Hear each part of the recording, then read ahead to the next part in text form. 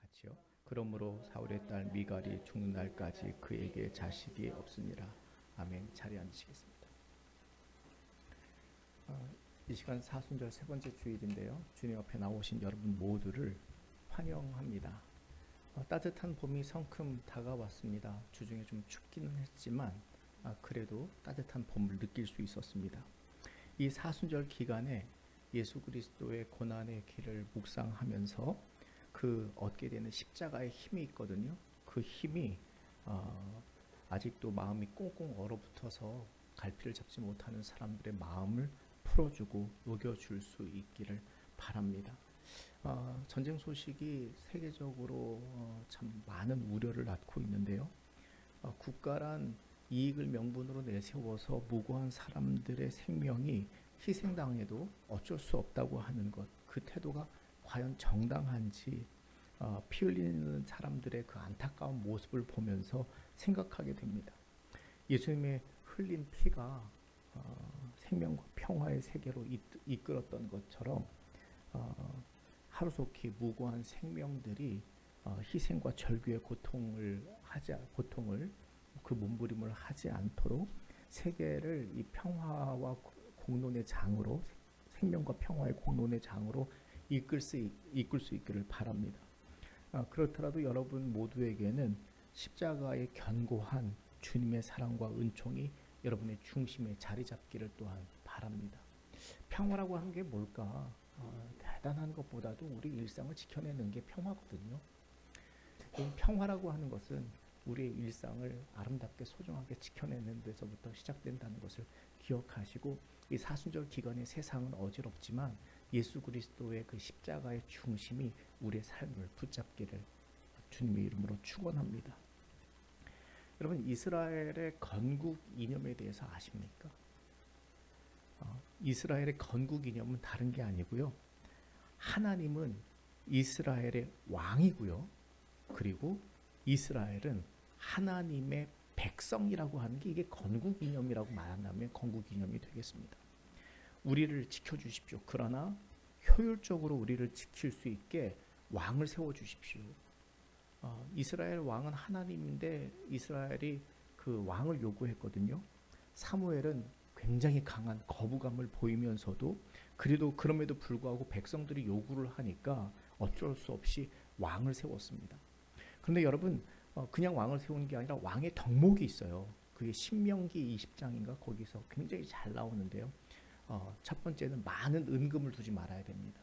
그리고 많은 여자를 두지 말아야 됩니다. 그리고 애굽의 여인들과 결혼한다든가 그러지 말아야 되고, 왕이 지켜야 될 덕목이 있습니다. 왜냐하면 그 덕목들을 지키지 않으면 하나님을 버리고 하나님을 떠난 채 백성들 위에 군림하려고 들 것이기 때문에 금하고 있는 것들이 있거든요. 대신에 왕에게 요구되고 있는 덕목은 하나님이 그 백성을 사랑하시는 것처럼 왕도 똑같이 하나님만큼이나 하나님처럼 하나님을 대신해서 그 백성을 사랑하는 것, 그래서 안타깝게 여기고 긍휼히 여기고 불쌍히 여기고, 그래서 그 백성을 돌보는 것이 왕의 덕목이었습니다. 사울은 왕으로 선출될 때 굉장히 겸손한 사람이었죠. 그는 왕의 제목이 딱 봐도 건장하고 키도 크고 왕의 제목으로서 분명하다 그랬지만 그는 굉장히 겸손해 보이는 사람이었습니다. 백성들을 잘 돌볼 것 같았는데요. 그가 얼마 지나지 않아서 곧 다른 나라 왕들처럼 이 권력이 주는 권력의 속성이 그런가요? 군림하려고 하는, 그러다 보니까 자기 작은 것에도 시기하고 질투하고, 누군가가 자기보다 더 낫다고 하면 거기에 시샘을 부리고 대신에 자기 기념비를 세우려고 했죠. 하나님의 뜻에 순종하지 않고 순종 없이 제사를 드리면서 하나님을 예배하는 것조차 자기를 위해 이용하려고 하는 그 통치 기반의 수단으로 삼았습니다. 하나님을 이용하려고 했던 것이죠.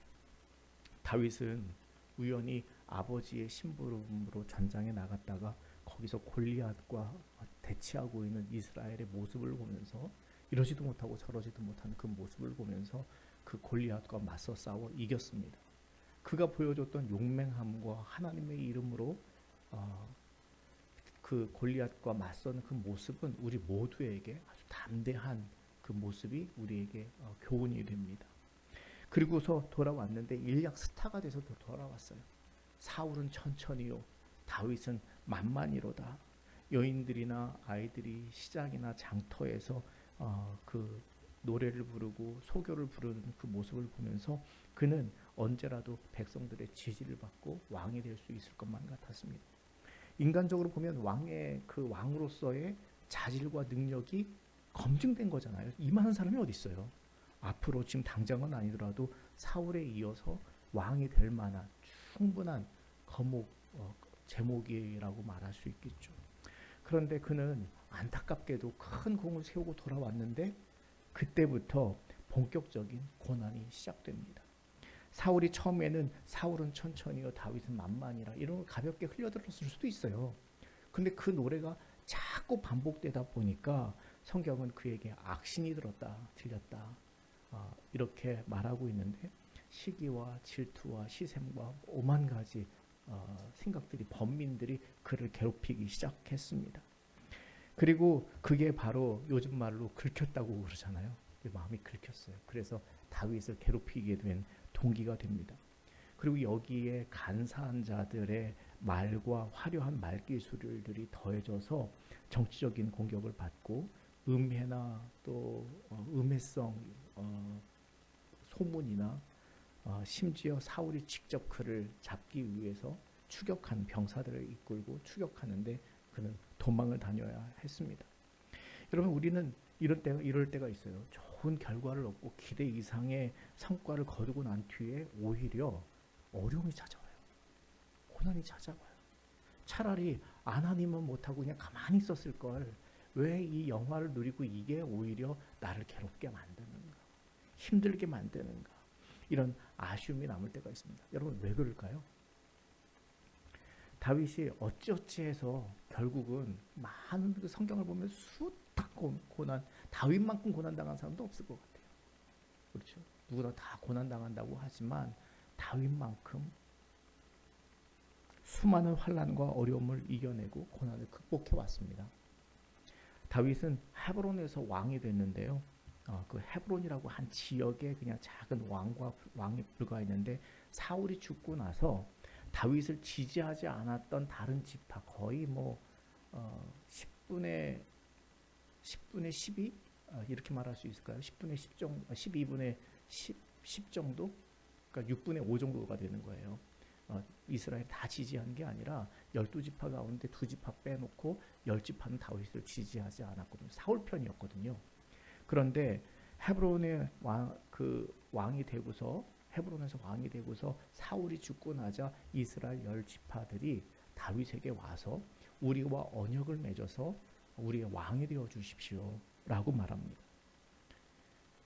여기서 천명된 것이 바로 이겁니다. 모두가 하나님의 백성으로서 연합과 존중과 사랑으로 서로 이끌 수 있게 해달라고, 이끌어 달라고, 그래서 우리의 왕이 되어 달라고 했던 요구. 그래서 그 헤브론의 연합, 굉장히 아름다운 일이었죠. 모든 한 나라가 다윗에게 와서 우리가 연합해서 하나님의 백성으로 살아갈 수 있도록 이끌어 달라고. 그리고 여러분 다윗만한 사람이 어디 있어요? 어려운 순간순간마다 그는 하나님을 의지하면서 이겨왔잖아요. 국가적인 어려움이 닥칠 때에도 그는 하나님 앞에 기도하면서 이겨낼 거잖아요. 그러니까 우리를 그렇게 이끌어 달라고, 우리의 감독이 되어 달라고 이렇게 해서 왕이 되었습니다. 여러분 다윗의 이날 소감이 어땠을까요? 헤브론의 왕, 그리고 그의 과거에 그냥 목동에 불과했는데 어느 날 큰 공을 세워서 수많은 어려움과 고난을 이기고 난 뒤에 이제 이스라엘의 왕이 되었는데 만감이 교차했겠죠. 그런데 한 가지 중요한 마음을 뽑으라면 시편 8편에서 우리가 그 마음을 엿볼 수 있습니다. 사람이 무엇이간데 이처럼 저를 권고하시나이까. 과연 내가 누구간데, 내가 뭐라고 하나님 나를 이스라엘의 왕으로 세워서 이토록 저를 권고하십니까? 자기를 왕으로 만드신 분은 하나님이시라는 생각 때문에 가슴이 벅차올랐어요. 내가 하나님, 내가 왕이 되는 게 아니라 나를 지금 이렇게 왕으로 만드신 분은 고난과 역경이라는 하는 것을 통해서 나를 왕으로 만드신 분. 여러분, 이는 하나님 아니고 누구겠습니까? 우리가 그 다윗의 인생을 알고 성경의 이야기를 알잖아요.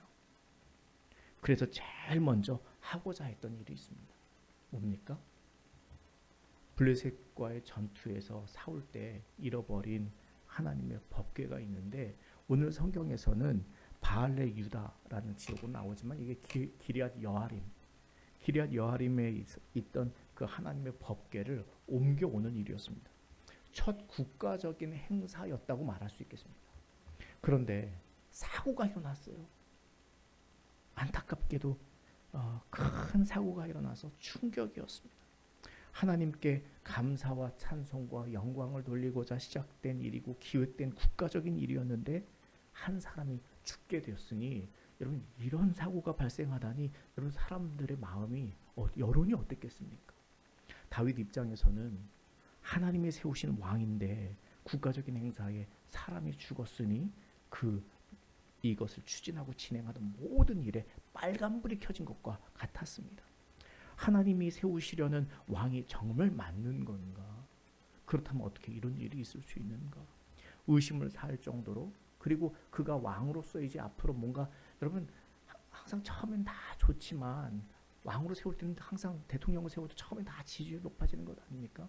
나중에는 레임덕이라고 그래서 지지율도 낮아지고 뭐 이러면 통치 기반이 흔들리는 건데, 그가 뭔가를 할 때마다 또 백성들이 처음에는 하나가 되겠다고 하지만 의견이 갈라지고 분분했을 때 하나로 통합해서 이끌어 나가는 강력한 지도력이 있어야 되는데, 그때마다 모세 때도 그랬잖아요. 사람들이 와서 원망하고 불평하고 서로 자기 생각을 이야기하고 자기 말을 하고 양보하지 않고, 그다음 다툼과 분열과 분쟁이 생겼을 때 그래 왕의 그 권한이 약해지고 지도력의 명분을 잃으면 어쩌나.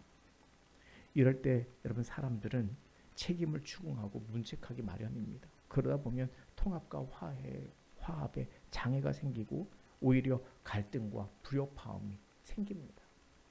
조사 끝에 어떻게 결론을 내렸냐면요. 어떻게 결론을 내렸어요? 조사 끝에 어떤 결론을 내렸어요? 이 역대기하고 조금 달라요. 역대기에 있는 내용하고 조금 달라요. 조사 끝에 우사의 개인적이고 또 어리석은 실수나 잘못으로 이렇게 결론을 지었습니다. 나중에 소가 막 뛰니까 그가 이 법궤가 넘어질까봐 반사적으로 잡았는데 죽었다는 거예요. 그게 뭐 그렇게 죽을 만한 일이에요? 그런 사고가 발생했으니 이걸 어떻게 해석을 해야 될까? 우사의 개인적인 것으로 그냥 이렇게 무마하고 덮어버리게 됐죠. 이게 나중에 역대기에서 이에 대해서 보충 설명을 하면서 그것은 법궤를 옮기려고 하는 그 매뉴얼이 있는데, 매뉴얼은 이겁니다. 그 법궤는 아무나 옮기면 되는 게 아니라 레위인 중에서 고아 자손이라고 하는 그 사람이 그 고아 자손이 채를 꿰어서 어깨에 메고 그리고 옮겨야 됩니다. 성물을 직접 손으로 만지거나 그렇게 해서는 안 됩니다. 이 법궤를 옮기는 매뉴얼을 지키지 않은 위반했기 때문에 벌어진 일로 이렇게 해석하게 됐죠. 여러분, 그런데요, 우리가 주목할 점은 다윗이 이 일로 두려움을 느꼈다는 거예요. 9절의 말씀을 보면 이 일로 인하여 두려움을 느꼈다. 그냥 우연하고 단순한 사건으로 처리하면 간단한 일입니다. 그렇죠? 또 조사 과정에서 이유와 원인이 밝혀졌으니 다시 그것을 시정해서 레위인 다시 불러가지고 다시 바로 옮기면 되잖아요. 그런데 그런 것이 아니라 불안 내지는 두려움을 느꼈던 거예요. 어떤 두려움일까요? 그리고 그 두려움이 우리에게 주는 의미는 무엇일까요? 이 두려움은 흔히 우리가 느끼는 두려움과는 달라요. 이 두려움은 하나님께서 우리를 진정한 참된 사랑으로 부르시는 그 부르심이라는 사실을 여러분 깨달으시기 바랍니다. 반대로 말하자면 하나님에 대한 진정성이 없으면요, 이 불안 느끼지도 않을 거예요. 그냥 다 덮어버리고 그냥 하면 되잖아요. 사울도 그랬고요. 많은 왕들이 그렇게 해왔습니다. 하나님을 믿지 않으면 하나님 없이 살거나 그 뜻을 거스르는 것에 대해서 두려움을 알지 못합니다. 하나님의 존재를 시인하고 인정하게 될 때 하나님 앞에서만 느낄 수 있는 두려움이라고 하는 게 있거든요. 여러분, 우리가 세상에서 아무런 잘못이 없다고 말해도 그래도 하나님이 어느 날 내 안에 찾아오셔서, 내게 찾아오셔서 내 삶을 되돌아보게 하시고, 세상은 나를 칭찬하지만 하나님은 우리에게 두려움을 주실 때도 있거든요. 세상이 주는 두려움과는 다른 겁니다. 하나님 없이도 느끼는 두려움은 염려, 근심, 걱정, 불안 이런 것들을 가지고 살면서 그것을 다스리기 위한 인간적인 방법을 강구하죠. 그런데 이 두려움은요, 근본적인 문제를 해결하지 않으면, 하나님 앞에 근본적으로 서지 않으면 해결되지 않는 두려움이에요. 주님께서 참새 2마리도 한 아사리온에 팔리는데, 그런데 그조차도 하나님께서 허락하지 않으시면 땅에 떨어지지 않는다. 그러니 너희들은 이런 것 때문에 무엇을 먹을까 무엇을 마실까 걱정하거나 염려하거나, 또 내일 일을 미리 염려하거나 두려워하거나, 또 권력자나 사람을 두려워하거나 세상의 환난과 고난이나 이런 것들을 두려워하지 말아라. 주님께서 이렇게 말씀하시죠. 다윗이 9절에 보면 여호와의 궤가 어찌 내게 오리고, 이 말은요, 이게 또 실패했네 뭐 이 정도 차원이 아니고요, 그가 하나님 앞에 진짜 솔직히 자신을 되돌아보고 직면하는 그 이야기를 말하고 있습니다. 인간적으로 생각하면 왕으로 기름 받는 것이 철회되거나 아니면 그 악재가 미리 예고된 것 아닌가? 왕으로서 통치권에 대한 명분이 약해지고 그것에 대한 염려를 갖는 것 아닌가? 이런 염려 걱정을 가질 수 있어요. 근데 그와 같은 게 아니었다는 거예요. 12절에 보면 어떤 사람이 다윗에게 말해주는데요. 그 하나님의 법궤로 말미암아서 오벳에돔에 있는 그 집이 복을 받더이다. 모든 소유의 복을 얻고 그리고 잘 되더이다. 이런 고백을, 이런 보고를 하니까, 그래, 이게 하나님 없는 나라는 망하는 나라라는 거예요. 그래서 그 법궤를 꼭 모셔와야만 되는 거예요. 자기가 죽더라도, 자기가 명분이 약해지더라도. 지금 이스라엘은 자기 자신이 중요한 게 아니라 누가 주인이 되어야 되는 거예요? 하나님이 주인이 되는 거거든요. 하나님을 모셔와야 되는 거거든요. 그런데 인간적인 생각 때문에 그렇게 하다가 내가 안 될까 봐, 내가 어떻게 될까 봐, 우리는 이런 생각에 빠질 때가 많죠. 하나님이 영광 받으시기보다는 내 영광 가려질까 봐 하나님보다는 나를 더 내세울 때가 많습니다. 그런데 그가 그동안 고민하고 고심하면서 하나님을 모셔와야 이스라엘이 진짜 잘 되는 것이다. 성경에 여러분 표면적으로 나타나고 있는 것에서 여러분 생각해 보십시오. 첫 번째 시도와 두 번째 시도가 있었는데요. 다윗이 다시 이제 그 궤를 옮겨오기로 결정을 했는데, 첫 번째와 두 번째에 어디에 비용과 정성과 노력을 더 쏟았을까요? 첫 번째와 두 번째 중에 어디에 더 노력을, 비용을 많이 지불했을까요? 썼을까요? 첫 번째 그렇게 해도 우리가 실패했는데, 이제 두 번째는 이걸 만회하기 위해서 더 많은 비용과 정성과 노력과 준비를 할 것이라고 보통은 그렇게 생각하는데, 표면적으로 나타나는 성경의 모습을 보면은요, 그렇지 않습니다. 첫 번째가 굉장히 성대했어요. 더 성대했어요. 일단 3만 명을 가려 뽑았습니다. 여러분, 3만 명이 그냥 씁니까? 3만 명을 그냥 무작위 착출한 것도 아니고 가려 뽑았다는 거예요. 합당한 자를 특정해서 뽑음으로 준비와 정성을 다하겠다고 하는 의미였는지도 모르는데요. 그리고 거기에다가 수많은 악기와 수많은 그 막 악기들이 노래를 부르고 찬양할 정도로 준비가 되고, 또 그것도 새 수레를 준비해서, 새 수레도 그냥 아무 수레나 준비했겠어요? 최고급 리무진, 무슨 뭐 요즘 뭐 벤츠보다 더 비싼 게 뭡니까? 아무튼 그 좋은 차, 좋은 것으로 준비해서 이렇게 했는데요. 두 번째는 그 특별하게 가려 뽑은 3만 명이나 이런 게 별 없습니다.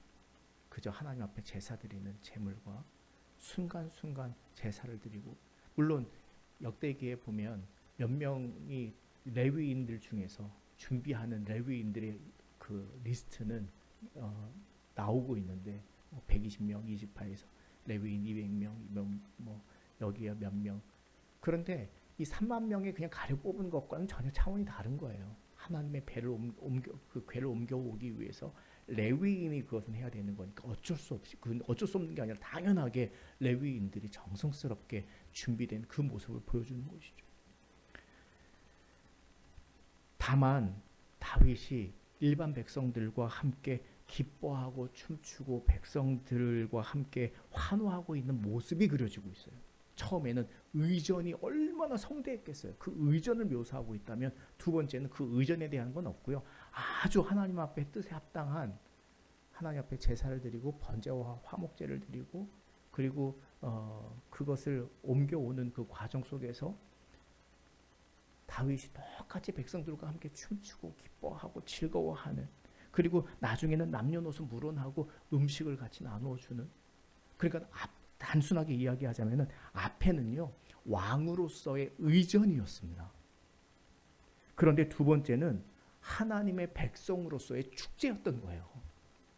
여러분, 이게 굉장히 중요한 사실입니다. 만약에 처음부터 그가 성공했다면 어땠을까요? 마치 자기도 모르게 하나님인 것처럼 왕권을 행사하려고 들었을지도 모릅니다. 궤를 옮겨오는 것은 철저히 전략적으로 기획되었고, 그것을 통해서 통치력을 강화하는 수단이 되었을지도 몰라요. 하나님을 수단으로, 자기 수단으로 삼으려고 하는 그 인간의 속성이 누구에게나 다 있는 거 아닙니까? 그도 그 길을 걸어갔을지 몰라요. 그런데 누구나 하나님을 이용하려고 하는 거기에서 그는 벗어날 수 있었던 것은 사고를 당했지만 그 사고를 그냥 지나가는 일로 치부해버리는 게 아니라 그 두려움을 가지고 하나님 앞에 섰을 때 그가 직면하고 마주한 것이 있었다고 하는 것이죠. 여러분, 그건 어떤 것들일까요? 그가 그 하나님이 주시는 두려움 때문에 마주했던 것은 무엇일까요? 그가 마음 가운데 깨달았던 그 깨달음은 무엇일까요?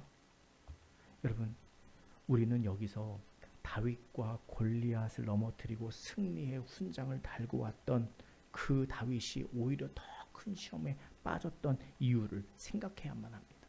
우리는 제3자가 돼서 그 다윗의 인생을 바라볼 수 있다는 게 참 다행이죠. 왜냐하면 자기가 자기를 객관화시키기는 어려운데 어쨌거나 다윗의 이야기를 객관화시킬 수 있잖아요. 그런데 그게 거기서 끝나면 안 되고 우리를 또 객관적으로 바라볼 수 있어야 돼요. 그것은 다름 아닙니다. 그가 승리하고 돌아왔지만, 그래서 왕의 자질과 능력을 갖춘 자라고 검증이 끝났지만, 그러나 그건 사람의 생각이고, 이제부터 그때부터 진짜 왕으로서의 훈련과 준비는 하나님이 시키는 거예요. 하나님이 시키셨던 거예요. 왕으로 기름 부음 받고 왕이 되었다고 곧 그가 하나님이 되는 게 아니었습니다. 그런데 종종 사람은 자기가 하나님인 것처럼 하나님을 대신해서 이제 하나님은 잠시 물러가 있고 내가 하나님의 역할을 감당하겠다고 자기가 하나님이 되는 경우가 종종, 아니 수많은 경우에 그런 경우가 많습니다. 나중에는 왕으로 세워지는 헌법 선서와 같았던 그 신명기의 법이 있는데, 솔로몬도 처음에는 하나님의 말씀만 청종하겠습니다. 내가 바라는 것이 무엇이냐, 은이냐, 금이냐, 재물이냐, 명예냐, 권력이냐, 하나님 저는 그런 거 다 필요 없어요. 하나님의 말씀을 청종하는 그 마음을 달라고 기도하니까 하나님이 그에 합당하다고 너무너무 흡족해서 청종하는 마음을 주시겠다고 하는 것에 이 모든 것을 다 주마 약속을 했는데, 그런데 곧 그는 그 왕의 대통령의 그 헌법 선서와도 같았던 그 신명기의 모든 규정들을 단번에 버렸어요. 많은 은금을 두지 말라고 그랬는데 수많은 금으로 치장했고, 또 애굽의 여인들과 결혼하지 말라고 그랬는데 수많은 군말을 두었고 말을 두었고 이 애굽의 여인들과 결혼했고, 솔로몬 눈을 우리가 너무 좋게만 포장하고 있어서 그렇지 실상은 어떻게 보면 제일 많이 하나님을 배반한 사람이 솔로몬일지도 모릅니다. 다윗은 고난 중에 하나님을 의지하는 법을 배웠습니다. 환난과 급박한 상황 속에서 하나님의 뜻을 따르는 그 지혜를 배웠습니다. 하나님을 믿고 사랑하면서 그 마음의 중심을 하나님으로 지켜낼 수 있는 그것에 훈련받았습니다. 수많은 시편들이 그런 것 아닙니까? 의인을 감찰하시는 하나님. 지금은 내가 고통받고 어려움을 당하고 있고 저 사람 때문에 원수가 나를 괴롭히지만 그러나 하나님 앞에 눈물을 흘리면서 기도하면서 하나님이 지켜주실 것을 간구하면서 그런데 하나님은 원수의 목전에서 상을 베푸시는 그 은혜를 주신 하나님. 자기가 하려고 했으면 아마 안 됐을 거예요. 그런데 하나님이 그때그때마다 원수들의 눈앞에서 상을 베풀어 주시네요. 여러분, 이게 은혜예요. 참고 견디고 하나님을 의지하면서 내가 안갚음하지 않아도 하나님이 원수들의 목전에서 상을 베푸심이 여러분 이보다 더 큰 복수가 없는 거예요. 예전에 한번 제가 자주 예화로 쓰는 거 있잖아요. 그렇죠? 저에게 큰 아픔과 상처를 줬던 우리 교회에 아픔과 상처를 줬던 분이 그 아이패드를 무조건 의무적으로 줘야만 했던 거거든요.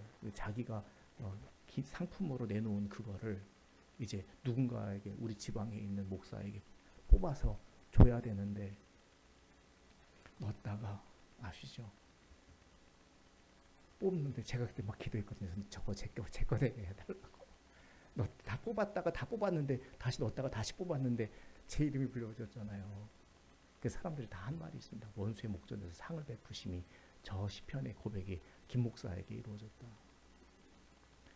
하나님께 훈련받은 왕, 그는 실수와 잘못을 저질렀을 때 누구보다 용기 있었던 것은 하나님 앞에 솔직하게 자신의 모습을 내려놓으면서 회개하고 마음을 돌이킬 수 있는 왕이었다는 거예요. 여러분 이만큼 훌륭한 왕이 어디 있어요? 그가 나중에 우리아의 아내 바세바를 취하고 큰 실수를 했을 때에도 그는 정직하게 하나님 앞에 자신의 모습을 내려놓고 눈물로 기도했던 사람이죠. 나단 선지자가 그것에 대해서 일침을 가했을 때 아마 사울이었다면 다른 왕이었다면 그 나단을 처단하려고 했을 겁니다. 그런데 그가 회개하고 무릎을 꿇었다는 거예요. 즉 앞에서 승리를 거두고서 오히려 고난이 왜 따랐을까? 그 이유를 정리하자면 그가 승리를 하고 돌아왔을 때 왕으로서의 자질은 인정받았지만 이제부터 진짜 하나님이 단단히 훈련시키시는 과정이었다는 것을 우리는 깨달아야 하죠. 우리가 다윗에 대해서 본받아야 할 점이 바로 이겁니다. 나를 왕으로 만드신 분이 바로 하나님이시라고 하는 그 첫 마음. 법궤를 옮겨왔을 때 그 시도가 실패됐을 때 두려움을 느꼈고 그것으로부터 도망가는 사람이 아니라 그러면서 하나님 앞에 자신을 내려놓는 사람. 그리고 자칫 그가 왕이 되었다는 것에 취해서 하나님을 의전이나 예전으로만 생각할지도 몰랐던 그가 하나님께로 돌아와서 하나님처럼 되려고 하는 사람이 아니라 하나님 앞에 자기도 지극히 하나의 백성에 불과하다고 하는 것을 그가 그 첫 마음을 놓치지 않았다고 하는 것. 여러분 하나님이 우리를 잘되게 하실 때 그 첫 마음을 잃어버리는 경우가 참 많아요. 하나님이 우리에게 상을 주실 때 그 첫 마음을 잃어버리는 경우가 참 많아요. 예수님을 우리가 믿게 되고 그 첫사랑을 알고 깨닫고 예수님을 믿게 됐는데 우리가 잘 되고 난 다음에 그 첫 마음을 잃어버리는 경우가 참 많아요. 그래서 하나님을 내가 정말 예배하고 섬기려고 하는 것이 아니라 하나님을 이용하려고 하는 경우가 참 많아요. 그러다 보니까 신앙이 난파되고 파손되는 경우가 많아요. 그는 남 탓하거나 상황 탓하는 것이 아니라 자신의 현재 모습을 진지하게 스스로에게 그것을 비춰보는 그 모습과 마주했습니다. 겸손을 버리고 자기도 모르게 교만해지려고 했던 자신의 모습과 마주했습니다. 하나님을 섬기고 모시는 것이 의존이 되어서 수단으로 삼으려고 했던 그 마음과 마주했습니다. 이런 것들과 마주하고 나니까 바로 그 마음에 두려움이 들었다고 하는 것은 자기를 직면하고 마주하면서 찾아오는 하나님 앞에 부끄럽고 죄송스럽고 이러한 마음이었죠. 그러나 여러분, 우리가 감사할 것은 이 사순절 절기를 지나면서 우리가 하나님 앞에 마주할 때 우리의 죄가 주홍빛같이 붉으나, 그러나 그리스도의 보혈이 우리에게 확증하고 있는 것은 하나님의 사랑으로부터 그 무엇도 끊을 수 없다고 하는 용서와 사랑의 부르심 아닙니까? 그리고 우리가 회개하고 뉘우치기를 바라시는 하나님의 섭리 아닙니까? 그가 다시 붙잡으려고 했던 것은 바로 그 하나님의 첫 마음이었습니다. 나를 왕으로 만드신 분, 나를 나되게 하신 분, 나를 사용하시기를 바라시는 하나님, 하나님이 주시는 두려움은 바로 이것을 깨닫고 믿는 믿음으로 나오는 것이었습니다. 여러분, 이 두려움은요, 이렇게만 해야만 극복이 됩니다. 하나님이 주시는 두려움, 세상이 주는 두려움 말고 하나님이 주시는 두려움은 어떻게 해소가 되냐면요, 하나님을 지극히 사랑하는 마음으로 내 삶의 방향을 옮길 때 이게 해소가 돼요. 사울이 악신이 들었다고 하는 것은 그 악신을 통해서 하나님께로 돌아서기를 바랬는데 돌아서지 않으니까 해결이 안 되는 거예요. 여러분, 내 마음에 하나님이 주신 두려움이 있습니까? 하나님이 나를 불안과 근심에 쌓이게 하는 적이 있습니까? 하나님께로 돌아서야만 여러분 해결된다는 사실을 깨달으십시오. 두 번째 모습에서 감동은 바로 이것이죠. 다윗 바지춤이 막 벗겨질 정도로, 흘러내릴 정도로 춤을 추었는데 그 춤추는 모습이 뭐 이런 거예요. What do you think about David dancing? 데이빗이 지금 춤추고 있는 게 어떻게 생각해? 뭐 이런 적에 그 평가를 해라다 그게 아니에요. 뭐 어떤 모습이에요? 그가 백성처럼 같이 기뻐하고 즐거워하고 있다는 것, 하나님 앞에 지극히 하나의 백성이 되고 있다고 하는 그 겸손함을 오늘 우리가 배울 수 있어야 됩니다.